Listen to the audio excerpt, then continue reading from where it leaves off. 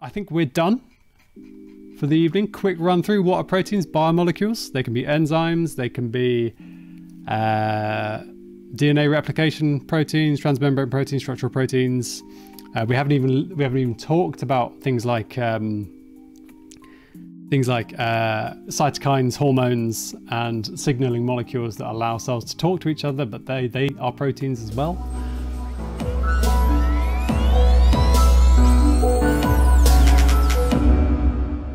Monitor, which is terrible. Sweet, yeah, so back from the office and just about making it on time, which is good. We've got some tunes, we've got some tea, and it's Thursday, so we're doing another one in the series of The Body You Live In. This is where I break down some of the basics of cellular and molecular biology, and we talk about what that actually means to you and me. So it's a bit of a human biology lesson, if you like. Although it's fairly relaxed and there's no test at the end, so you know, you can take what you want from it. Still rocking the new green screen. I haven't figured out how to make my face look less white. I mean, maybe I am this white, but I am looking at a very bright white screen as well, so that's probably why I look like a bit of a ghost. But that's not important. What is important is what's on the screen. So this is what we're going to be covering today.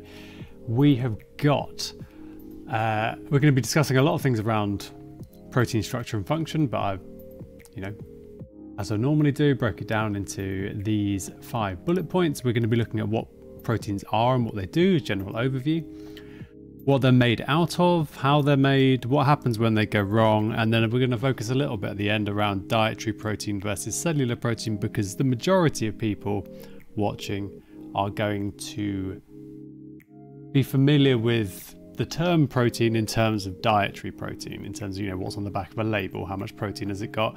If you're into bodybuilding, then you're probably counting the amount of protein that you're eating and trying to bump that up as much as possible. And I'm going to talk about the differences, the way a biologist might see protein as to, say, a dietitian or someone that's just generally interested in food. So let's start. We're going to break out the red, as we always do, for the answers. I'll be noting this down as we go along. So let's start. What are proteins and what do they do? So a protein is a biomolecule.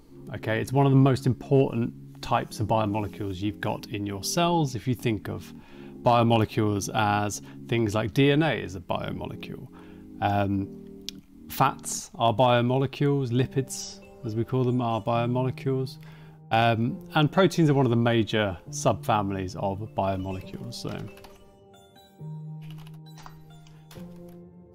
and what do they do? Well, they do a whole host of things. So you're gonna have to forgive me for going to Wikipedia just to get the list, but it's not a bad resource in terms of just getting a list of things. So they do things like catalyzing metabolic reactions, DNA replication, and responding to stimuli, providing structure to cells and organisms, and transporting molecules from one location to another. And we'll go through an example of each of these so we can get them clear in our head. Okay, so one of the major things that proteins do is catalyzing metabolic reactions. So you may have heard of a term called an enzyme. An enzyme doesn't have to be a biomolecule. An enzyme could be, like, you can get chemical enzymes.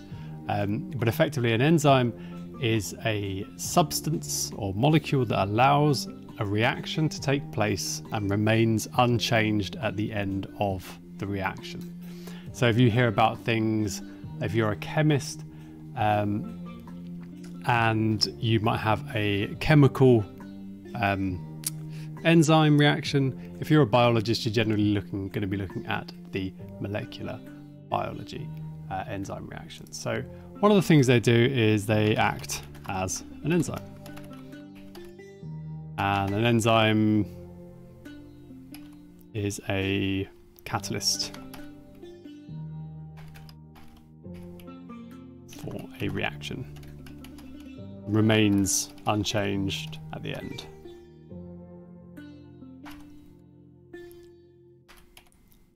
Unchanged after. So let's give an example of a enzymatic protein.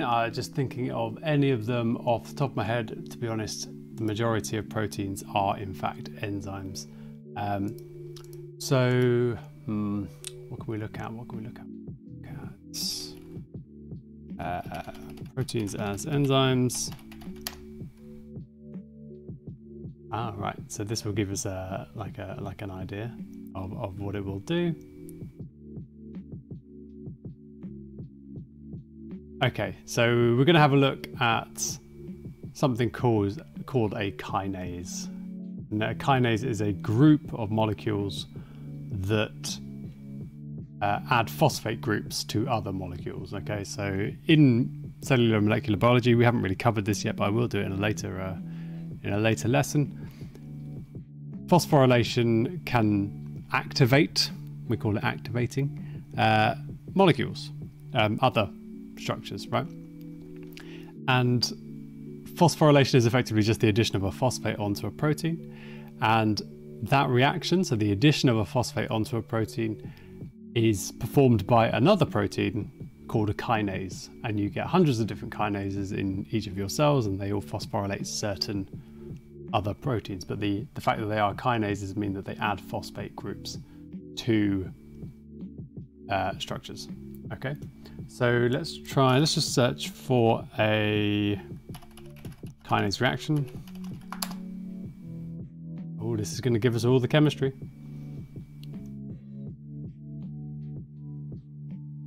Okie doke.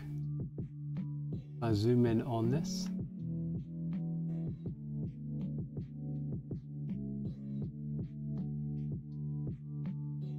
Right, 1 second. Might actually pick up one with a bit more of a fancier enzyme.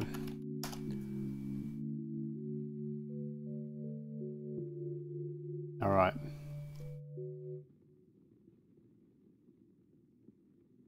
Zoom in on this. And you can see that we start with a protein. And we end up with a phosphorylated protein. And what you can't see in the middle is a protein kinase. So this is your enzymatic protein, and effectively it takes phosphate, in this case from an ATP molecule, converting that into an ADP molecule and giving the phosphate group to this protein.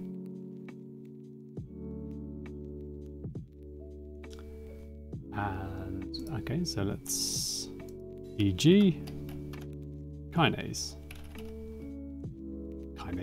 because there's lots of different types of kinase. Right, so another thing that a protein will do is, okay, it's involved in DNA replication, right? So this is something that I hope that you all know goes on inside your cells. So when your cells divide, before they divide, they duplicate their DNA. They replicate it so that the daughter cells can get a copy each. So pull up a graphic of this. Ah, look at this. We have enzymes and we have proteins in here. So this is a general schematic of DNA when it's being replicated. So you can see one copy of the DNA over on the right hand side here. And what's happening is that you're ending up with two. So you have what's called a leading and a lagging strand. We won't get into DNA replication, but effectively you end up with two copies of the DNA.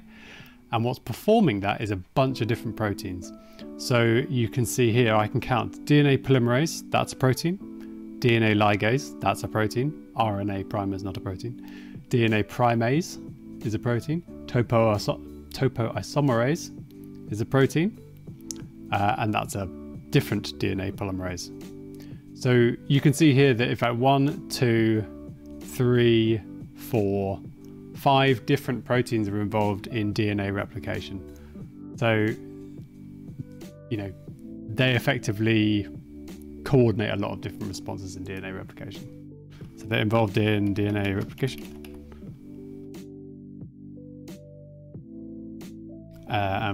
E.g.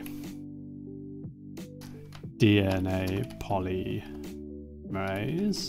What I might do is I might do a whole episode on DNA replication, because it's quite an involved subject. I don't really want to get into it in this one, but it's quite detailed, so it's probably worth its own look. DNA polymerases. Okay, so another thing that proteins do. Where is that list? Responding to stimuli. So this is a bit of a blanket coverall statement, because what actually happens is response to stimuli is in the form of an enzymatic reaction, or is in the form of DNA replication or something. But yeah, so it can respond to cells. So what I will show you is receptors. So let's do things called GPCRs are probably a little bit too complex.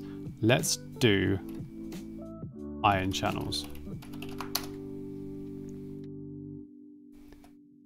Okay, so these types of protein, are we going to get a higher definition visual of this? Maybe not, but I think you can see it. So these types of proteins sit within the membrane of your cells. Now, I've done an episode on the cellular structure and things, so you should know all about that. If you haven't, it's probably on YouTube by now. These types of proteins, they sit in the membrane, so they are exposed to outside of the cell and inside the cell, because they traverse that membrane region. And these channel proteins are responsible for letting things in and letting things out of the cell in a very controlled manner. So this is what's called an ion channel, and it allows ions, which are charged particles, to come through or exit the cell. And that's really, really important in things like neuron signal transduction. So when we talk about signals, electrical signals firing through your neurons, what we're actually talking about in a biological sense is ions flowing in and out of channels really, really quickly across your entire neuron. So absolutely essential. That's an example. Like I said, this is not going to be encompassing everything that proteins do, because it's an incredibly broad topic. But ion channels are just a very basic overview. Like a kinase, there's lots of different types of ion channel. So we call these transmembrane receptors, e.g. ion channels. Cool, what was left on the list? I think we were getting towards the end of it. They provide structure to the cells. Yes, they do. So the cytoskeleton of cells are made up of proteins. So tubulin is a... Good images, see if we get a nice picture of tubulin. Tubulin is a protein that forms these long tubules, as you could imagine, and they are responsible for the certain size and shape of cells, and they're also involved in a lot of different cellular process, moving things around the cell along these kind of long pipes within the cell.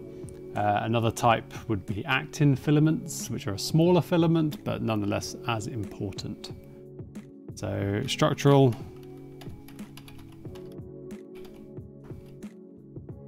e.g. cytoskeleton.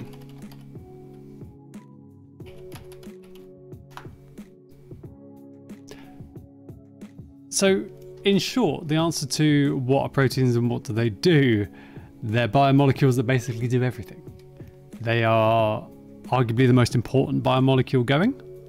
Maybe DNA takes the cake for it, but I think that proteins would come a distinct second, and they are in fact the subject of so much research we couldn't even get into it in this hour. But what we can do in this hour is we can move on to what are they made out of. Okay, so here you'll find some terms that I'm sure that you've heard of day to day, but we're going to go into what they mean. into what they mean. So very, very basically, what are they made out of? Amino acids. Full stop. The end. Now, that's clearly not the end of it. So proteins have, as I found this lovely picture for you. Where are they? Right. You can either look at proteins from one of two different directions, okay? Let's see if we can blow this picture up.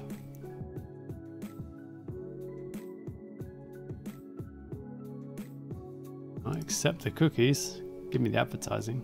Absolutely. Oh, come on. You zoom out once. So realistically, you can look at proteins in two different ways. You can either say, right, what are the component building blocks and build them up from, look at them from the smaller to the larger sizes, or you can look at them from the larger down to the small sizes. But what we're going to do is we're going to start small and we're going to get bigger. So proteins inherently are chains of amino acids. So here we have a very basic chain, and all of these little dots are amino acids, and they form what's called a polypeptide. So a peptide residue is what you would is an amino acid residue, and a polypeptide is a string of amino acids that are chained together like this. And some proteins are incredibly basic in their structure, and they have a very short chain, short polypeptide chain, and that's it. Other proteins are absolutely huge and they have a much larger structure, but the polypeptide chain is called the primary structure. Every polypeptide chain has a carboxyl acid group on one end, carboxylic acid group on one end, and that's generally called the C terminus. And then we have an N terminus on the other end. And so if you hear people talking about, you know, the C terminal end of a protein, it's this end, it's one of the ends, and the other end is the N terminus end, okay? Now, if you have a polypeptide that's long enough, due to hydrophobic and hydrophilic interactions, chemical interactions, non-covalent interactions, ionic interactions between molecules, what you generally find is that these long polypeptide chains, they kind of warp themselves into what's called a secondary structure. And there are two major types of secondary structure. One is called a beta sheet, and the other one is called an alpha helix. And both are important, and both, you know, are part of a protein structure. And they're formed through usually the interactions between hydrogen and oxygen bonds here that you can see. And it's just a factor, whether or not it forms a beta sheet or an alpha helix is just a factor of usually the polypeptide chain and which amino acids are next to each other. Okay, so you have your secondary structure, which is a beta sheet or an alpha helix. Then you have a tertiary structure, which is the shape that's made from all of those beta sheets and alpha helices put together. So in this example, we've got a very long polypeptide chain, which is in kind of in gold, this ribbon structure. And you can see that some areas don't have a secondary structure, but some areas do, like this little helix here has a secondary structure. That they've pointed out here that this is a beta sheet structure underneath it, but some of the areas don't have a secondary structure, and that's fine. And then if we go one step further, we get the final structure, which is called a quaternary structure of a protein, and that's if you've got multiple polypeptides bound together. An example at one end of the spectrum is insulin. So human insulin is a very simple polypeptide chain. It's very short. I'm not sure if it does have a secondary structure. Let's have a look. Does it have a secondary structure? I don't think I've ever seen it with a secondary structure. No, it's probably too short to have a secondary structure. So it's just a very small chain molecule with a few disulfide bonds that do form some sort of secondary structure, but whether or not it's a it forms some alpha helices, I think, according to this. But then on the other end of the scale, you have a protein called hemoglobin. Hemoglobin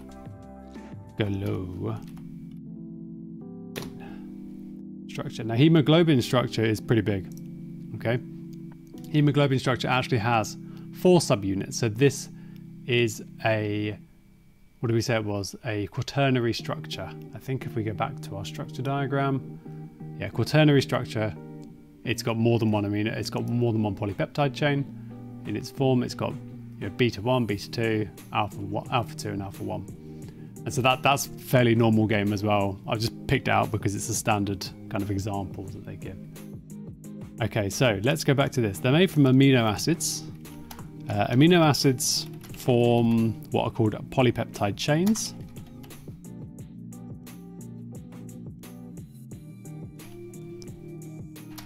Polypeptide chains, just going to abbreviate here, form secondary structures. Actually, let's put polypeptide chains, and this is going to be primary. Polypeptide chains form secondary structures, and these are going to be alpha helix or beta sheet. Then you have, say, alpha helix and ES form tertiary structures.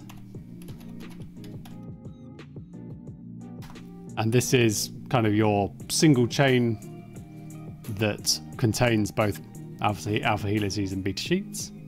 So there's not really an example for that. And then you have multiple polypeptide chains form dimers, trimers, tetramers. UTC, and a dimer, trimer, and tetramer. So dimer is 2. If there's 2 polypeptides together, it's a dimer. Trimers are 3, tetramers are 4, etc., etc. And you go up through that. And this is the quaternary structure. Okay. Can't spell quaternary. Fortunately, Google can. Fantastic. All right, so let's quickly talk about amino acids, because I haven't really given you much insight into an amino acid, and it leads us on to the next point, in which is how are they made? Just do the most British thing ever, and tea.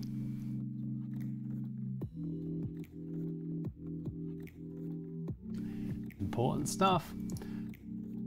Okay, so we talked about these chains and these building blocks being amino acids. What are amino acids, right? So amino acids are these guys. So we're getting down into a bit more chemistry. We're not going to go too far into this. Don't worry. I'm not going to throw loads of chemical structures at you. But the good thing, well, the important thing to know is that there are around 20, sometimes 21, depending on what animal you're in or protein you're looking at. There are about 20 different amino acids that are present in mammals, at least. I'm not sure if I think there are probably different. They're probably maybe more or less when you get to different kind of forms of life, but certainly in mammals there are around 20. So 1, 2, 3, 4, 5, 6, 7, 8, 9, 10, 11, 12, 13, 14, 15, 16, 17, 18, 19, 20. They haven't changed it since school. This is good. Lucky me. They all have ridiculous names that you will never remember: arginine, histidine, lysine, aspartic acid, glutamic acid, glycine, cysteine, proline, blah, blah, blah, blah, blah. These names are all abbreviated generally by a letter. Some letters are incredibly obvious, like threonine being a T, serine being an S, but then you have other ones like asparagine being an N, arginine being an R, but I guess you could say arginine. Lysine being a K. I can never remember these. Fortunately, these tables exist. Now, what's really cool, I thought was really cool when I learnt it, and hopefully you guys will as well, is that every single different protein that there are, and there are thousands and thousands of proteins, They are all made from these 20 building blocks, these 20 amino acids. And it's just a matter of the length of the polypeptide chains and the order of the amino acids chained together that result in such a wide plethora of different amino acids. But they all come from only 20 building blocks. And the amount of variety you can have in this is obviously massive if you start doing the numbers. We know that there are around 21,000 different genes in the genome, which relates to what? If it was a 1-to-1, it'd be 21,000 different proteins. As it stands, there are different forms of proteins from each gene, so more than that, but they're still all built out of these 20 different amino acids. And one cool thing about them, if you really want to get into it and talk about, weird facts, is that every single polypeptide in your body all starts with the same amino acid, and that's methionine, M. And I'm not going to go into exactly why that is, but we'll touch on it a little bit when we talk about how they're made. So, amino acids. Activities. There are 20. And they can be chained together in any order. I'm going to try and move all this stuff so I can actually see my keyboard.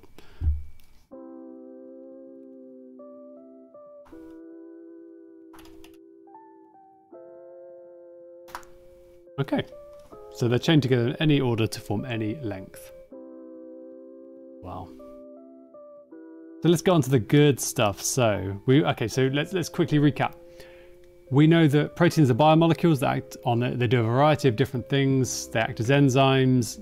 They involve in DNA replication. They can be transmembrane receptors. They can, they can respond to stimuli. They're made out of amino acids.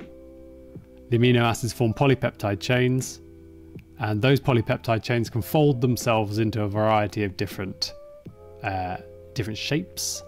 And in fact, the folding of those gives rise to their function. Okay, which we haven't really spoken about how that would work. So let me just quickly go through that, because that's quite an interesting thing. Okay, so let's see. What I'm going to do is I'm going to try and bring up I suppose we probably could do it. Or no, let's bring up a transmembrane protein.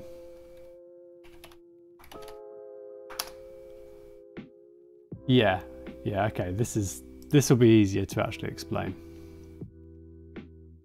So how does amino acid sequence give rise to different functions? Effectively, how can you string those 20 amino acids together and generate something that's, going to be used as an ion transporter, for example? And this is a prime example of a very, very simplified version of this. So this is a diagrammatical representation of a membrane.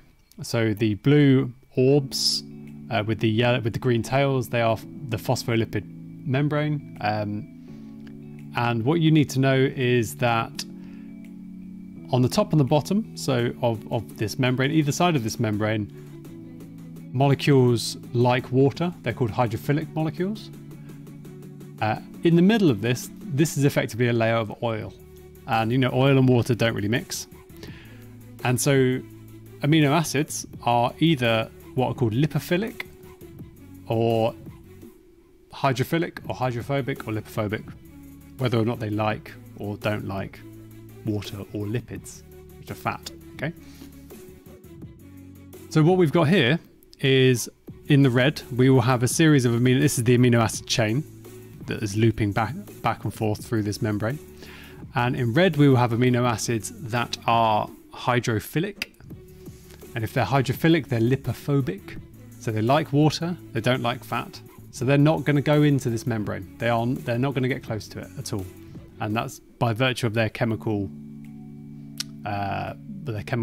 characteristics. Attached to them, though, is a line of green, okay? Green amino acids here. And the green amino acids are lipophilic and hydrophobic. So they like fats, but they don't like water. So they sit perfectly within this membrane. And then at the other end, they're attached to these yellow ones. And these yellow ones also like, they're hydrophilic and lipophobic. They like water, they don't like fat. So they're not going to go into the membrane. And so if you have this polypeptide and you straighten it all out, it's going to go red, block of green, yellow, block of green, red, block of green, yellow. And if we go back to our amino acid table, you've got a variety of ones here that are hydrophobic. Okay, so they don't like water. So what you can actually guarantee is that the amino acids in this section of the polypeptide chain will be made up of these amino acids, because they're the hydrophobic ones. They're the ones that don't like to go into water, so they'll sit in the fatty, the oily membrane section. And you can see now you've got a polypeptide chain that is very well suited to form itself into a membrane. And if you extend this polypeptide chain to be a bit larger and let it form its tertiary and quaternary structures, what you can end up with is something like this. Now this is a diagram of, these are in blue, we're just looking at, these are beta sheets. And the ones that are within the membrane are, there are beta sheets made up of hydrophobic amino acids. And now you can see it start, it looks kind of like a pore. If you look at it in 3D, if you think the lighter sections are kind of behind. Another example would be this. If this loads properly, yeah, so you can see that you've got coils of alpha helices within the membrane. And what, you can't see this from the top down, but this multipass integral protein in green is looping back and forth through the membrane, and it's looping back and forth 1, 2, 3, 4, 5, 6, 7 times. And those 7 form, if you look at it from the top, they'll form like a pore with a hole in the middle for things to pass in and out of. And that's effectively an ion channel.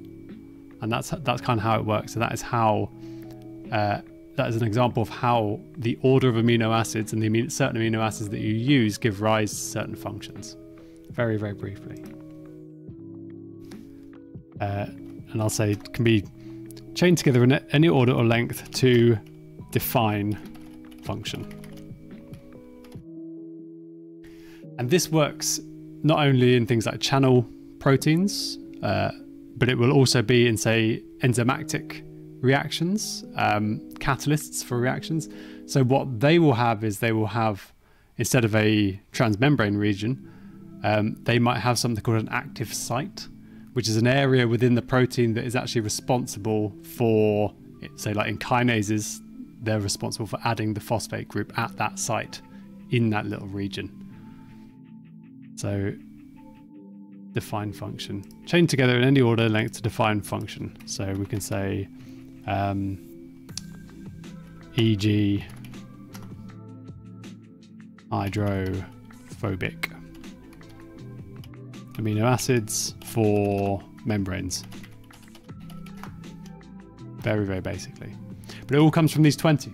That's it. You just chain them together in different orders, and you get a completely different structure. If you get a different structure, you get a different function.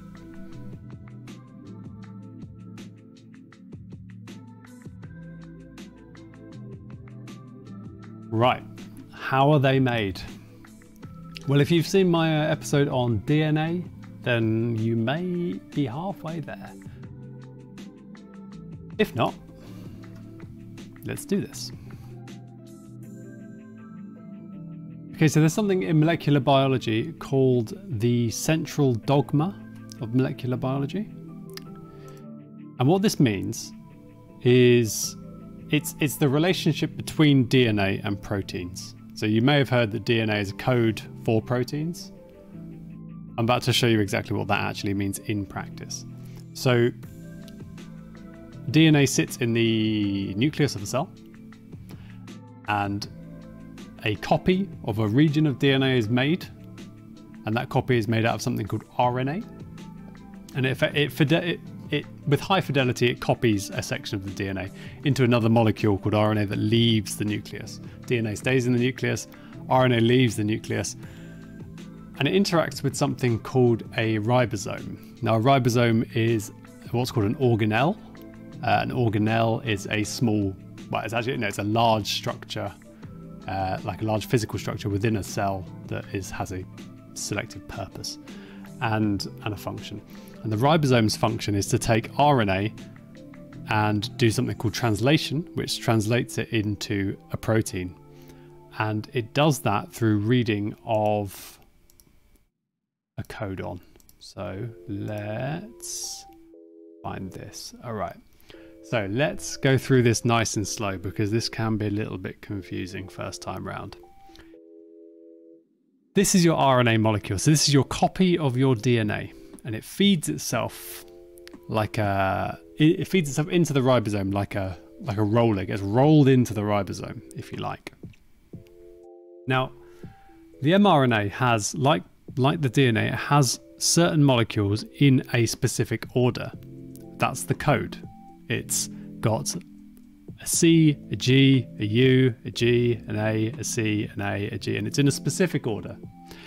And the reason it's in a specific order is because if you break down this RNA molecule into blocks of 3, so if you say CGU, that's one block, followed by GCA, that's another block, followed by AGU, that's another block. We call these blocks codons, okay? And it's always in 3s.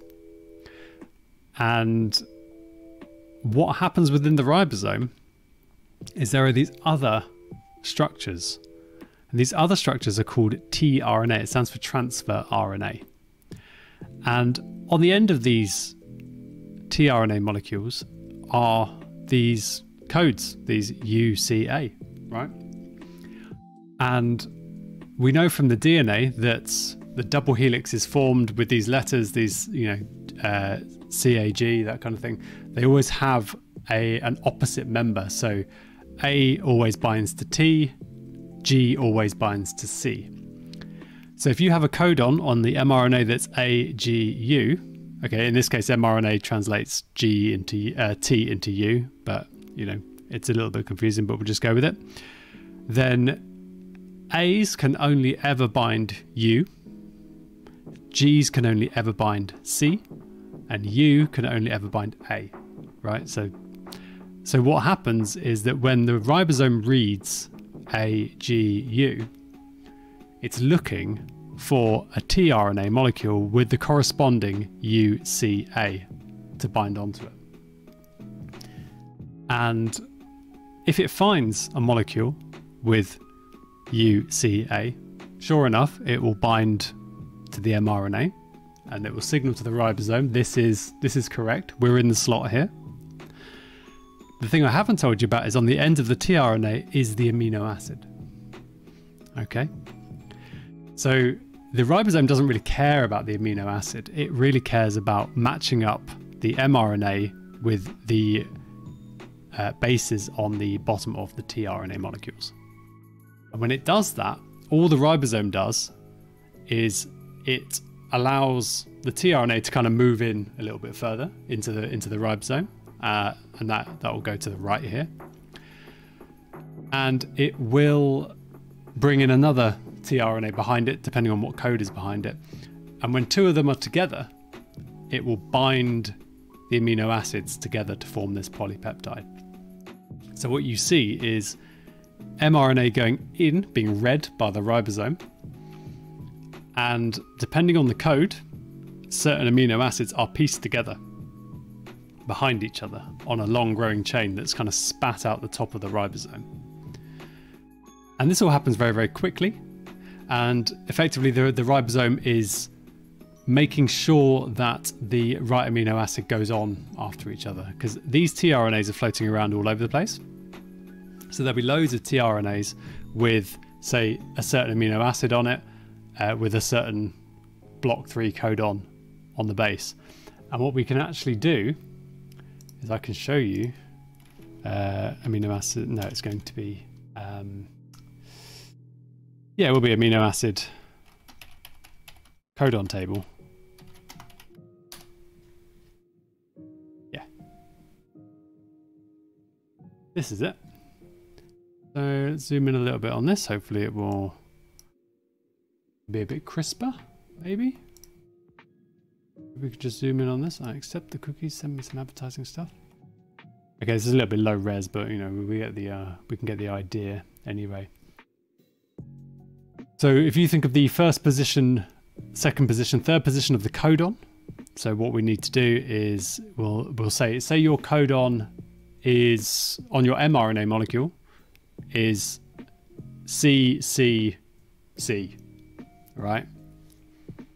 So what we'll do is the first position is C, so it's along here somewhere. The second position is C, and we see that our codon triplet here. And the corresponding amino acid is a proline, okay? Which means that the tRNA that combined to CCC will always have a proline amino acid on it. And that's how you get specific amino acids being paired together in a long chain after each other. Now, some things that are really, really important. I mentioned that every single protein in your body starts with the same amino acid, this methionine. Methionine is exclusively linked to the corresponding sequence of AUG and nothing else. So nothing else. AUG means nothing else except a methionine, and genes are coded. The very first codon in every gene is an AUG, or it's actually an ATG because it's U is changed to T in the DNA.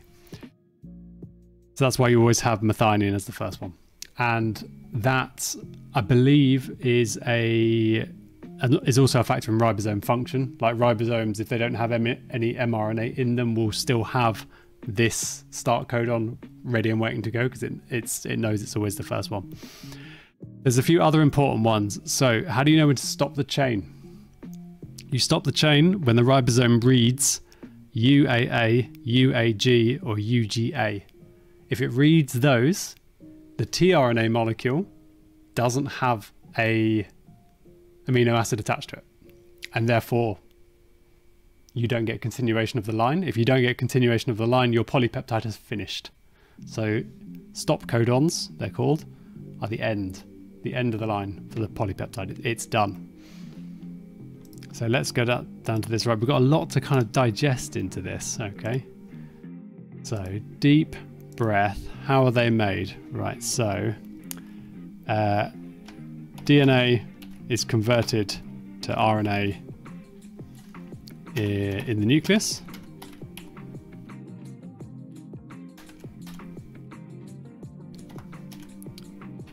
The RNA leaves the nucleus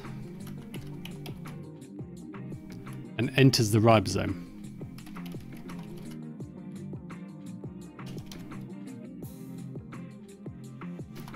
And then the ribosome, the ribosome.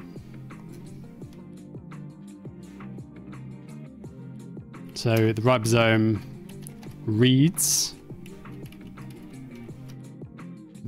what are called triplet codons.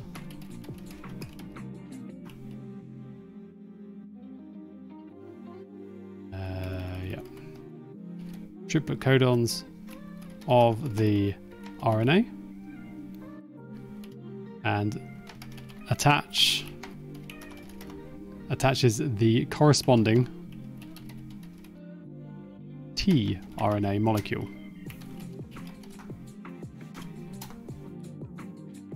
And this is going to be the complementary codon.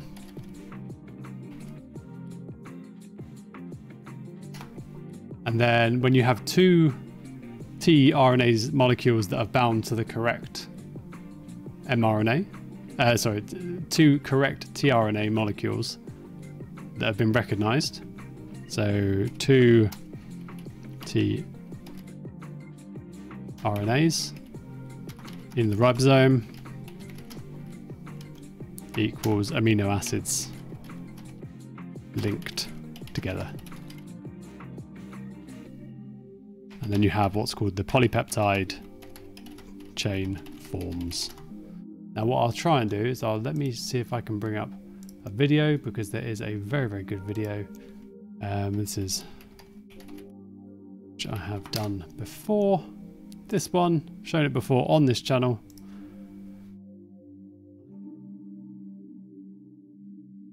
Let's see, are you going to load for me? Here you go. Okay, so what I will knock it back a bit and I'll pause it here. The mRNA molecule is in yellow on the base here. The ribosome is in blue.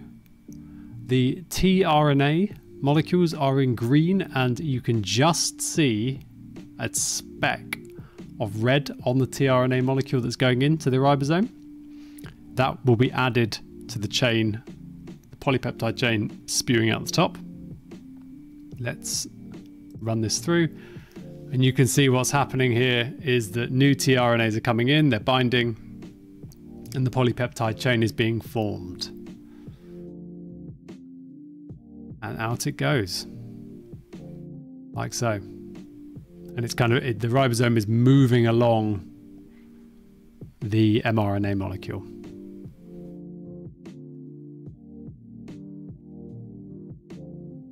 And it's coming out in a chain. And I'm not sure what that is. I think that's trying to be a zoomed in version of the actual active site. But this is a very cool, nice graphical representation that you can see it happening. Right. Polypeptide chain forms. Things called stop codons denote the end of the polypeptide chain. No amino acid added.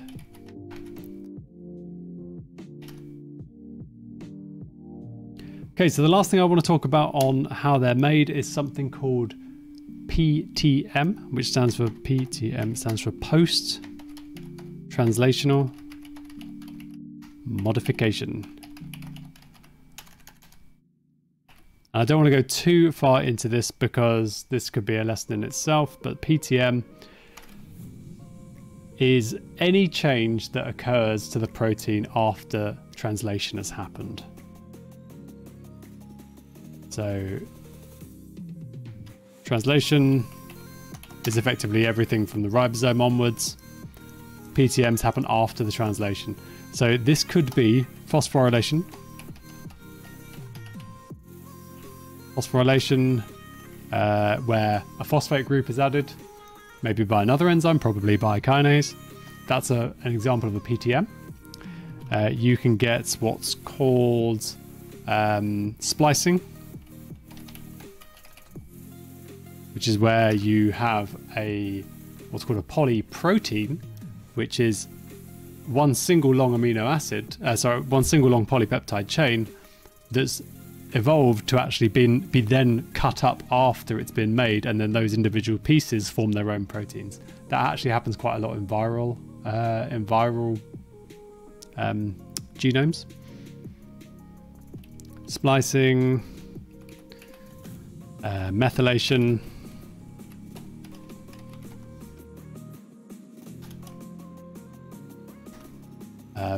that's just addition of a methyl group. And I'm sure there are loads of others that escape my memory right now, but effectively anything, any change post translation. Right, what happens when they go wrong? So this is a very, very generic style question, because the function of your cells, and in turn the function of your entire body, relies on your proteins working the way they are. The reason, I've said this before, the reason why your neurons act differently to your liver cells is because your neurons are full of neuronal proteins, whereas your liver cells are full of liver proteins. And if you actually swap the proteomes of each, then you'll end up with different cells, because effectively a cell is defined by what type of proteome it has in it. So what happens when they go wrong? Well, everything can happen when they go wrong. So in very short terms, when proteins go wrong, cells fall into dysfunction. Right? And we'll give some examples just to make it a bit clearer. So let's give an example of what can we do? Well, cancer is a prime example, and it's a very easy go-to relatable one. So cancer.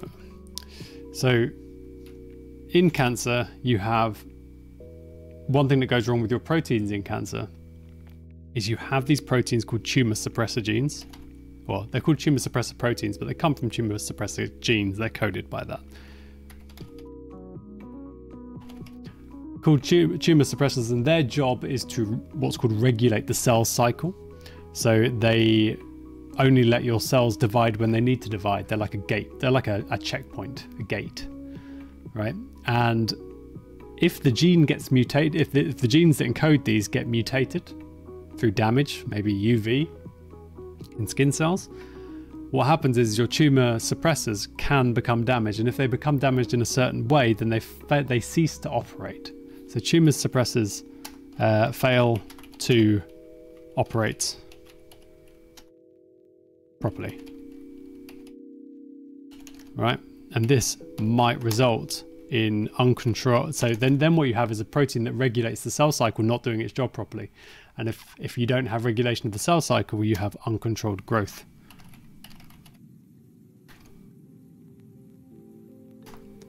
Uncontrolled growth, and then big bad tumors form. And that's just an example of what happens when a protein goes wrong.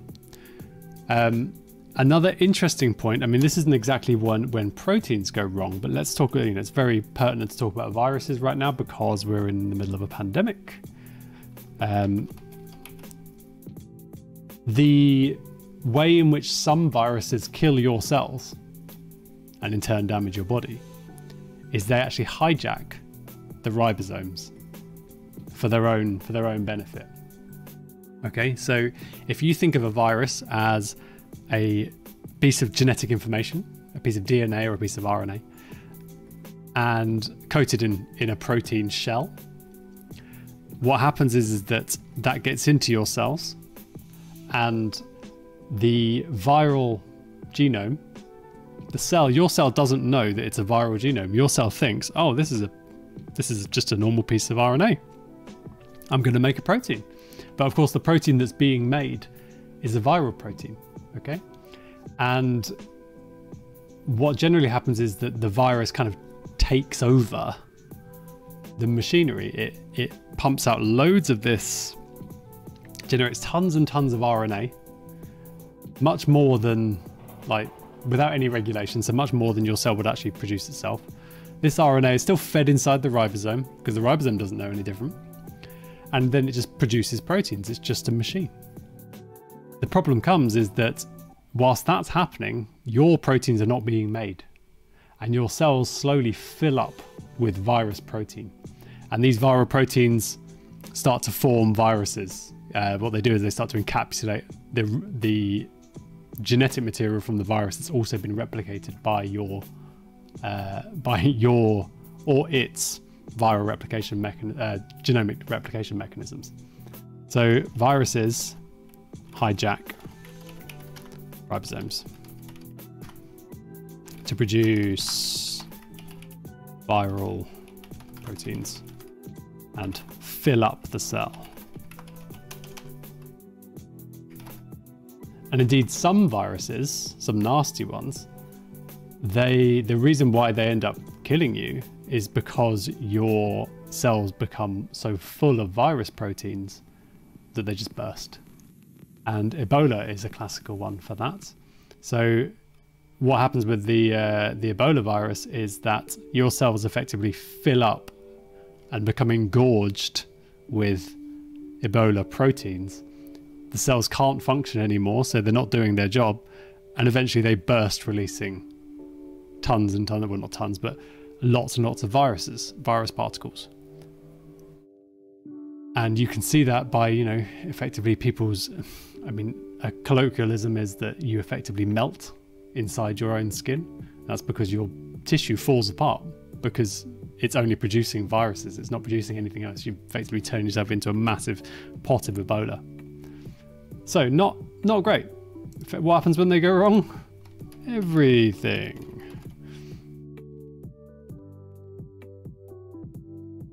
All right, and so, okay, we've got 5 minutes left in the hour. We've covered a lot tonight. But let's quickly touch on dietary protein versus, I mean, I'm calling it cellular protein. I think that what it really is it's a lot of the same stuff, but I think of proteins probably differently to the man on the street that's not a cellular or molecular biologist at all.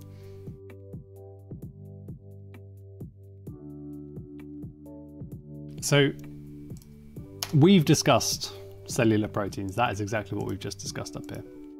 Dietary protein is effectively the proteins you're getting from meats, from food. But of course, remember that, you know, when you eat a large meal that contains a lot of protein, you're not actually taking in those proteins. You might start by chewing them, but eventually they will be degraded and digested. Is the right word, not degraded. So, say food protein digested to literally all the way down to amino acids. Acid. So realistically, when you're looking at the back of a food packaging and it says how much protein it is, that is actually just, you know, for day-to-day terms, it's going to be just how many amino acids, how much amino acid content you're going to get from it.